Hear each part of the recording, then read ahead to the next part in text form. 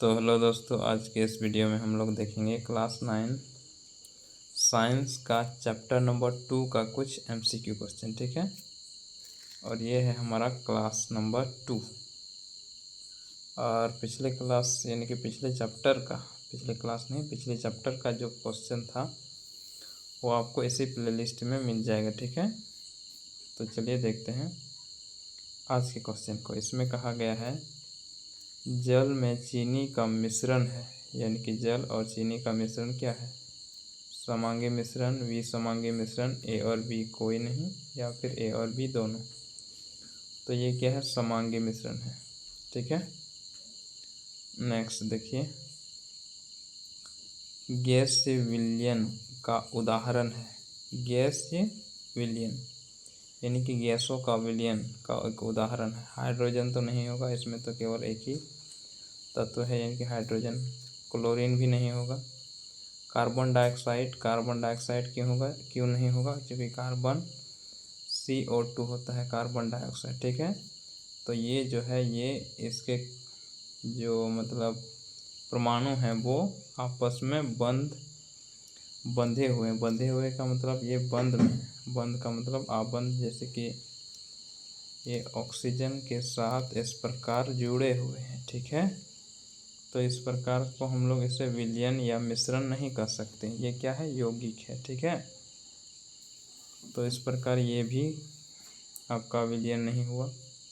तो लास्ट में आता है ऑप्शन नंबर डी, ये है वायु। वायु में आप लोग जानते हैं इसमें नाइट्रोजन, ऑक्सीजन और फिर कार्बन डाइऑक्साइड का मिश्रण होता है। ठीक है, तो ये क्या है? समांगी मिश्रण है, और हम लोग जानते हैं कि समांगी मिश्रण को ही आपका विलयन कहा गया है। ठीक है, तो ये आपका ऑप्शन नंबर डी सही है। नेक्स्ट देखिए, निलंबन क्या होता है? समांगी मिश्रण, विसमांगी मिश्रण, इनमें से ए और बी दोनों, या इनमें से कोई नहीं। तो निलंबन जो होता है वो एक विसमांगी मिश्रण होता है। ठीक है, नेक्स्ट देखिए, यदि एक विलयन में विलेय पदार्थ की मात्रा संतृप्तता से कम है तो उसे कहते हैं असंतृप्त विलयन। संतृप्त विलयन का मतलब वैसे विलयन जिसमें किसी पदार्थ को एक निश्चित तापमान पर इतना ही घोला जा सकता है, मतलब जितना घोला गया है, ठीक है, उससे अधिक ना घोला जा सकता हो। तो ये कहा गया है उससे कम, यानी कि संतृप्तता से कम। यहाँ देखिए, संतृप्तता से कम यानी कि इससे अधिक भी घोला जा सकता है। तो उस तक तो मतलब उतना को हम लोग कहेंगे असंतृप्त विलयन।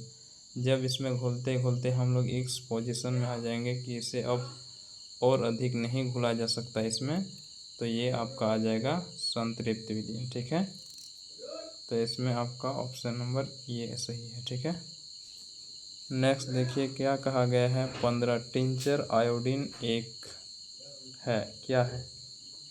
टिंचर आयोडीन एक क्या है? विलयन है, विलायक है, फिर मिश्रण है, या फिर विलेय है। ठीक है, तो ये आपका एक विलयन है, ऑप्शन नंबर ए सही है।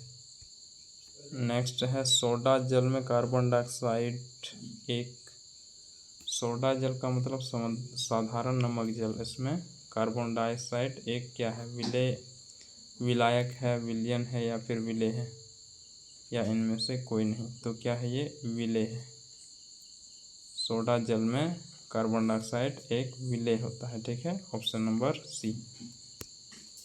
नेक्स्ट देखिए, 17 निम्नलिखित में से कौन टिंडल प्रभाव प्रदर्शित करते हैं?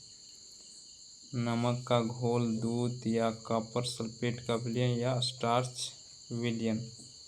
तो ये दूध होगा। ठीक है, टिंडल प्रभाव का मतलब होता है जैसे आपके पास ये विलयन है या कोई घोल है, इसमें आप यदि लाइट छोड़ेंगे तो ये इसमें इधर उधर फैल जाएगा। ठीक है, तो उसको हम लोग कहेंगे कि ये टिंडल प्रभाव को दर्शाता है।